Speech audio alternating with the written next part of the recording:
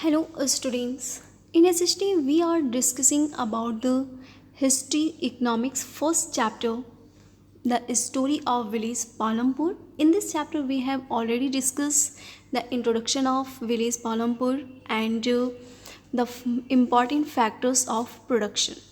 So these topics we have covered. So today, let me start the new topics of this chapter. Farming in Palampur. So when we discuss about farming, we have discussed some important factors. So land, forest, air, water, sunlight, mineral, these all are combined in the production of farming. When we discuss these all are the most important factors: land, labor, capital, enterprise. So first of all, let me discuss each one factors in detail regarding to the agriculture or farming. What the nature of these factors when we are discussing dealing with the farming system. So first of all, land. How the land is most important for the farming system. तो land is fixed, already have discuss कि land हमारा एक fix होता है, इसे हम increase नहीं कर सकते, इसको हम कम नहीं कर सकते. ये जितने भी हैं नेचुरल रूप में, उसी नेचुरल रूप में ये हमारे पास फिक्स रहता है. तो अब आती हैं कि लैंड इज़ फिक्स्ड. अब हम इसके बारे में डिटेल में बात करते हैं कि फार्मिंग एंड लैंड एक दूसरे से कैसे रिलेट करती हैं. Farming is the main production activity in Palampur.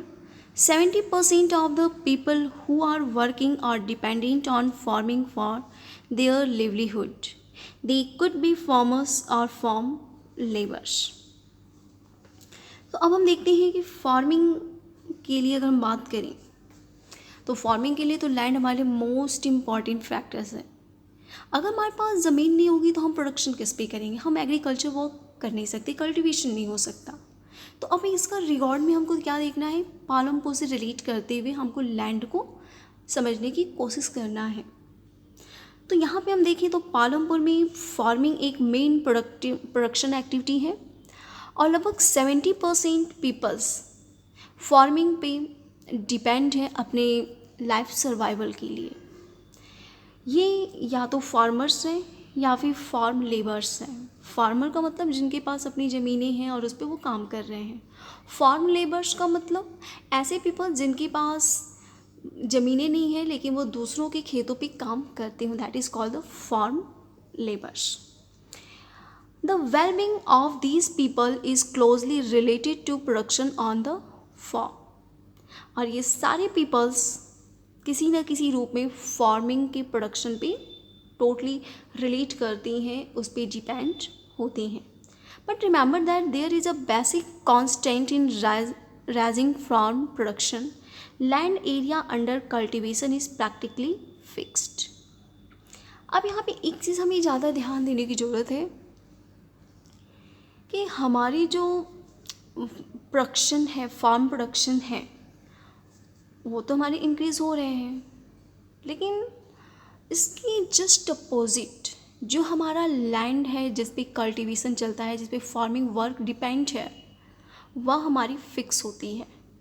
दूसरी चीज़ की लैंड एरिया अंडर कल्टीवेशन, ये कहीं ना कहीं क्या है, ये एक फिक्स भी है और लिमिट भी है कि ऐसी लैंड मासेस जहाँ पे कल्टीवेशन का काम अच्छा होता हो, ऐसी एरिया जो होती हैं ये कहीं ना कहीं फिक्स भी हैं और लिमिटेड भी होती हैं. Since 1960 in Palampur, there has been no expansion in land area under cultivation, but then some of the wasteland in the village had been converted to cultivable land. अब पालमपुर में जो एरिया है वह तो फिक्स है भाई. अब पूरी वर्ल्ड की अगर बात करें तो लैंड मासेस फिक्स है, तो नेचुरल है कि जो पालमपुर का जो एरिया है वो भी फिक्स है, उसमें कोई इंक्रीमेंट नहीं हुई है, कोई एक्सपांसन नहीं हुआ है.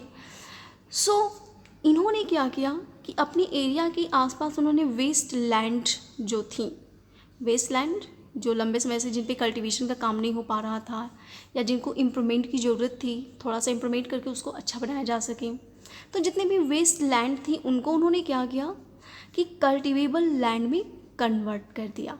जैसे ग्रॉस लैंड जो लंबे समय से पड़ी थी उसको भी वो इसमें ले सकते थे, या कोई ऐसी एरिया जिसकी फर्टिलिटी थोड़ी कम हो, उसकी सॉइल चेकिंग के द्वारा या और भी कई मेथड के थ्रू उसको क्या किया गया कि उसकी कमी को पूरा करके फिर उसको कल्टिवेटेड लैंड में कन्वर्ट कर दिया गया।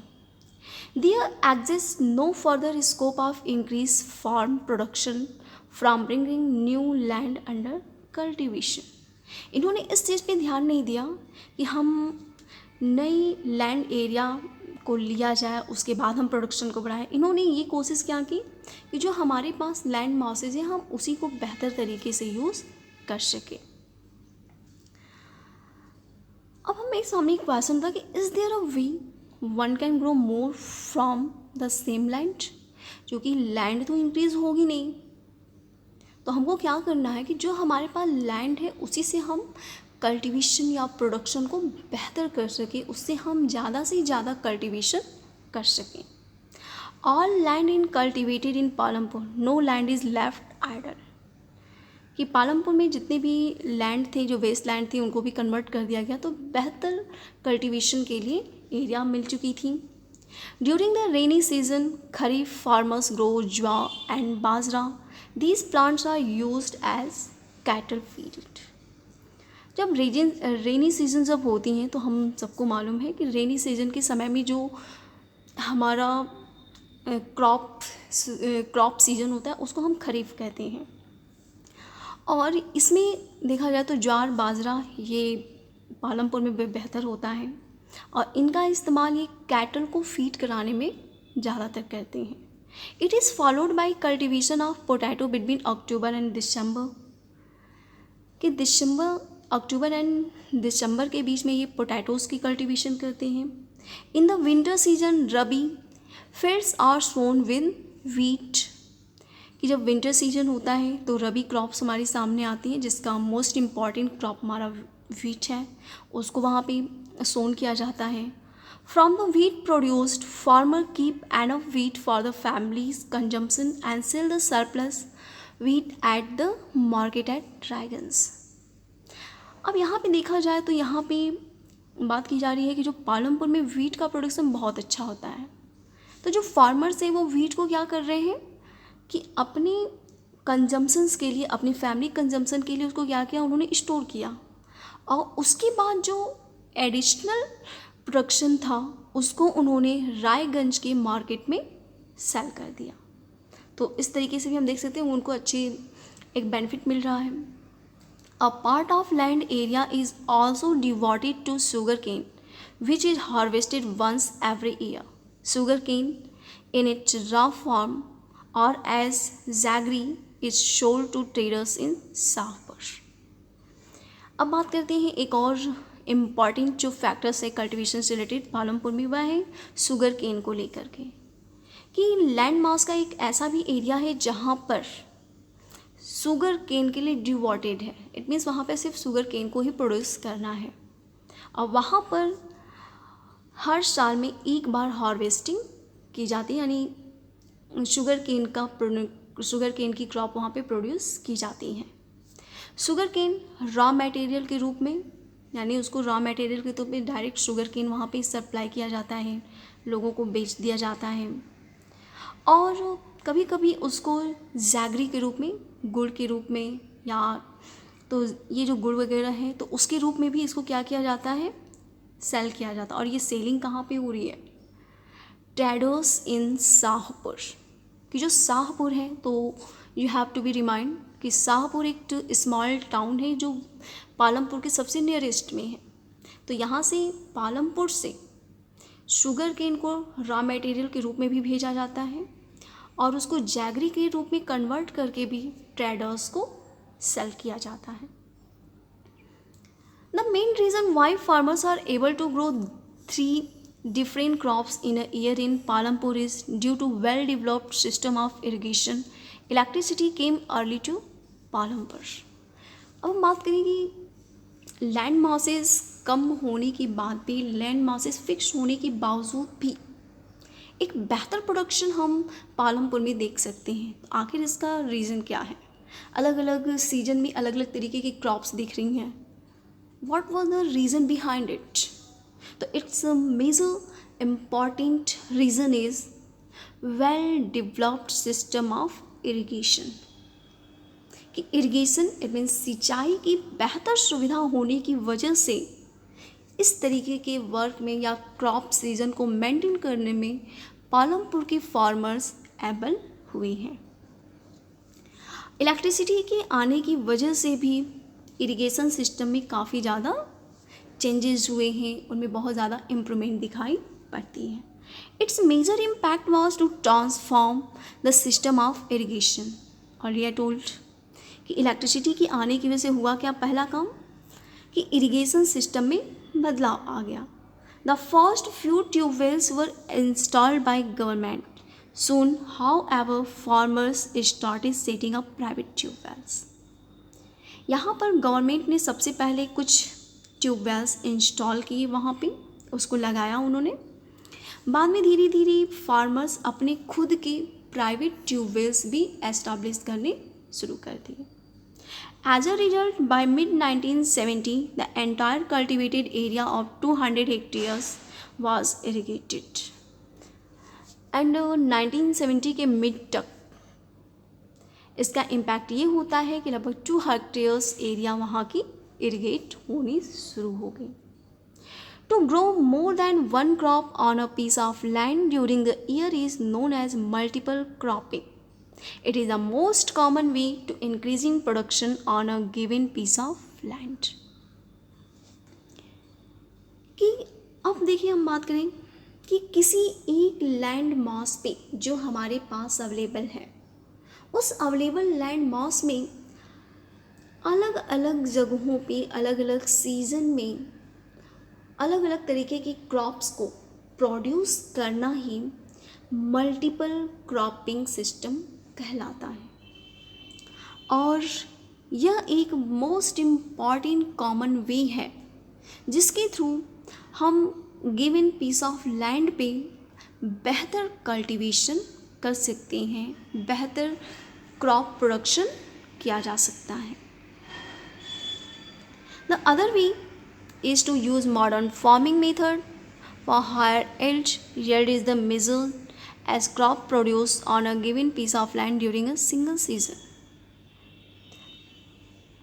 अब हम बात करें तो मॉडर्न फार्मिंग सिस्टम भी हम यूज़ कर सकते हैं। और ये जो यील्ड सिस्टम है इसमें भी बहुत बेहतर हो सकता है कि जस्ट सपोज़ यील्ड यहाँ पे क्या है इसके बारे में हम समझते हैं कि यील्ड हमारी जो सीड्स होती हैं उस सीड को बेहतर क्वालिटी में कन्वर्ट करना है, दैट इज़ द यील्डिंग कहलाएगी। तो ये भी कहीं ना कहीं एक बेहतर ऑप्शन हमको मिलता है कि जो ट्रेडिशनल वे में जो हमारी सीड होती थी कि हम जो हमारा प्रोडक्शन हुआ उसका पार्ट हम रख देते थे, फिर उसी को हम यूज़ करते थे। बट आज की डेट में हम देखें तो सीड्स को क्या किया जा रहा है, उसको मॉडिफाई किया जा रहा है जिससे कि वह अच्छे से अच्छी प्रोडक्शन में हेल्प कर सकें। तो हाई यील्डिंग सीड्स भी एक हमारे लिए क्या है, इम्पॉर्टेंट फैक्टर्स हैं कि एक कम लैंड पे या फिक्स लैंड पे मोर प्रोडक्शन किया जा सके।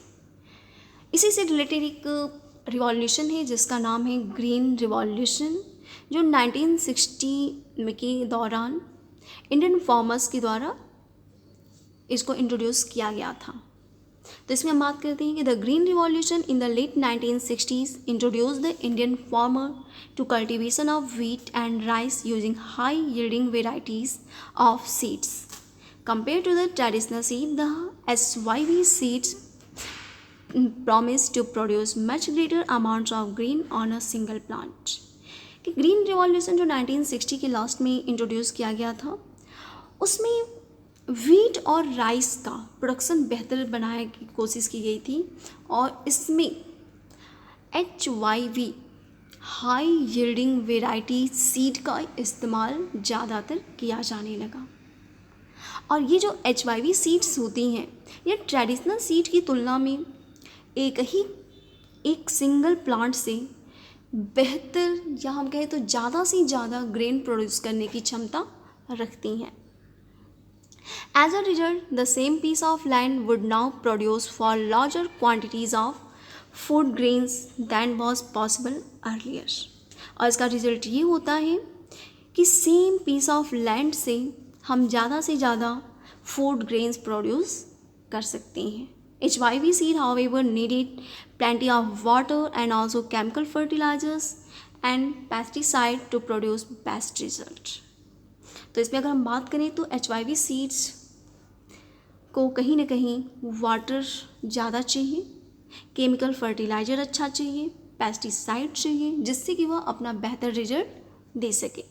So higher yield were possible only from a combination of HYV seed, irrigation, chemical fertiliser, pesticide. तो इन सभी के द्वारा ही हाई यील्ड्स पॉसिबल हो पाएंगी। Will the land sustain? अब हम आते हैं इसके बारे में बात करते हैं कि क्या हमारा जो लैंड मासेस है क्या वो बेहतर है, क्या वो सस्टेनेबल है। सस्टेनेबल का मतलब एक कॉन्टिन्यूस रहने वाली चीज़ है, जो जिस रूप में है ठीक वैसा ही रह जाना, that is called a sustain.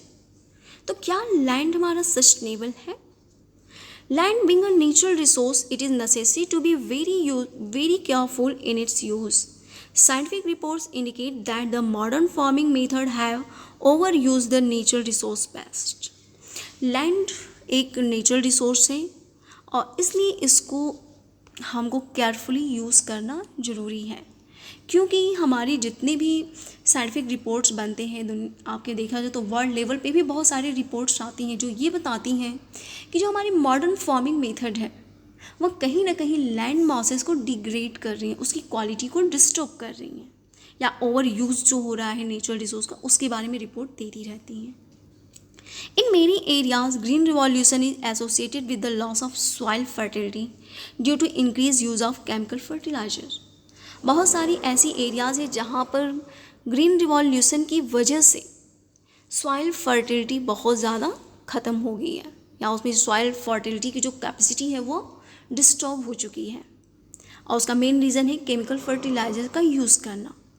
Also, continuous use of groundwater for tubewell irrigation had reduced the water tables below the ground. Ground water पे बार बार हम ट्यूबवेल के इस्तेमाल से इरिगेशन सिस्टम को बढ़ा रहे हैं। इससे हो क्या रहा है कि हमारा जो ग्राउंड वाटर है वह हमारा डाउन होता जा रहा है, उसमें भी काफ़ी कमी देखने को मिल रही है। Environmental resources like soil fertility and groundwater are built up over many years. Once destroyed, it is very difficult to restore them. अगर हम इन जितने भी इन्वायरमेंटल रिसोर्सेज हैं, सॉइल्स की बात की जाए, ग्राउंड वाटर की बात करें, या हमारी जो ड्रिंकेबल वाटर्स हैं, तो इनको बनने में एक लंबा समय लगता है। अगर एक बार ये डिस्ट्रॉय हो जाए, इनमें डिग्रेडेशन आ जाए, तो इनको रीस्टोर कर पाना एक बहुत ही मुश्किल भरा काम होता है। ये बहुत डिफ़िकल्ट है, हम उसको रिस्टोर नहीं कर पाएंगे।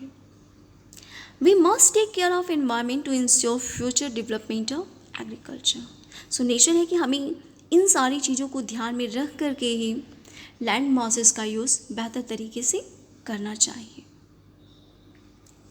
अगर हम बात करें कि how is land distributed between the farmers of Palampur, कि आपने लैंड फैक्टर्स को अगर हम डिस्कस कर रहे हैं तो नेचुरल हमें ये भी जानना ज़रूरी है कि लैंड की तो क्वालिटी हमने देख लिया कि पालमपुर में कैसा है और उससे क्या उसके नेगेटिव इम्पैक्ट्स हो सकते हैं। अब कुछ चीज़ें और देखते हैं कि जो लैंड मासेस हैं वह 450 फैमिली में किस तरीके से डिस्ट्रीब्यूट की गई हैं, किसके पास कितनी ज़मीनें हैं, किस तरीके से उसमें बना हुआ। सो अब हम आते हैं इसके बारे में। In Palampur about 1/3 of the 450 families are landless. 150 families, most of them Dalits, have no land for cultivation. Palampur में जो 450 फैमिलीज हैं, लगभग 1/3 फैमिलीज ऐसी हैं जिनके पास कल्टिवेशन के लिए लैंड मास नहीं है, वे लैंडलेस हैं। लगभग 150 फैमिलीज ऐसी देखने को मिलती हैं। Of the remaining families who own land, 240 families cultivate a small plot of land, less than 2 hectares in size. Cultivation of such plot doesn't bring adequate income to the farmer family. इसमें कुछ 240 families ऐसी हैं जिनके पास land तो है, लेकिन उस land mass की जो साइज है वह 2 हेक्टेयर से भी कम है, 2 हेक्टेयर है या फिर उससे कम पे पाई जा रही है। सो इमेजिन कि 2 हेक्टेयर्स में अगर हम कल्टीवेशन करते हैं तो वह हमारी फैमिली के लिए उतना एनफ नहीं होगा, तो हमारी रिक्वायरमेंट को पूरा नहीं कर पाती हैं। On the other hand, more than half the area of village is covered by plots that are quite large in size. In Palampur, there are 60 families of medium and large farmers who cultivate more than 2 hectares of land. A few of the large farmers have land extending over 10 hectares or more. अगर हम बात करें तो 60 ऐसी families मिलेंगी हमें यहाँ पे जिनके पास 2 हेक्टेयर से ज़्यादा लैंड है और उनके पास 10 हेक्टेयर से भी ज़्यादा की भी उनके पास ज़मीनें अवेलेबल हो रही हैं। तो इस तरीके से हम डिस्ट्रीब्यूशन देखें तो बहुत ही हम देखें इसके बारे में हम बात करें तो 150 फैमिलीज़ जो लैंडलेस हैं, 240 फैमिलीज़ जिनके पास स्मॉल पैचेज हैं, 60 फैमिलीज़ ऐसी जिनके पास लैंड मासेस ज़्यादा हैं। अगली हम करें who will provide the labour. So this topic we will discuss in next day. Thanks to everyone.